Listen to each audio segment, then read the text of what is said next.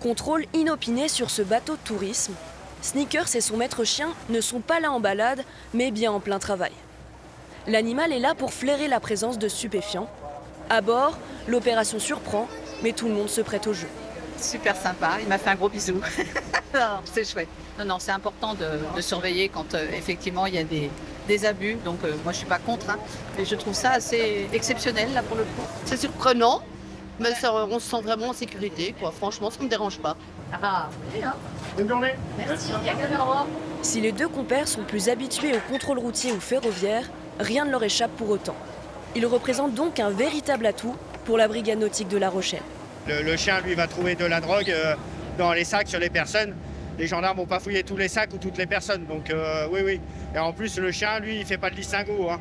Peu importe l'âge, peu importe le sexe. S'il trouve de la drogue, il ira forcément dessus. Cette fois-ci, rien à signaler. Bateaux touristiques, plaisanciers, pêcheurs, les gendarmes ciblent toutes les embarcations.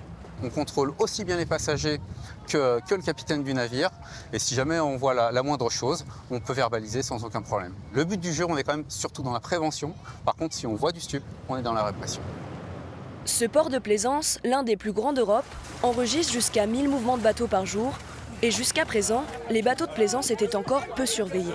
Tout ce qui est trafic de stupéfiants se fait beaucoup avec l'arrivée des bateaux de commerce, hein, les gros navires, les gros cargos. Mais on voit aussi que parfois ça arrive avec des voiliers, parfois en semi-rigide, donc on fait de plus en plus de contrôles. Je ne peux pas vous dire exactement statistiquement combien est-ce qu'il y en a qui rentrent. On arrive à en arrêter certains. On l'a vu encore il y a 15 jours avec les douanes où ils ont fait 3,7 kg sur le port de La Rochelle. C'est toujours des recherches assez compliquées. De toute façon, si on ne le fait pas, on ne pourra pas trouver.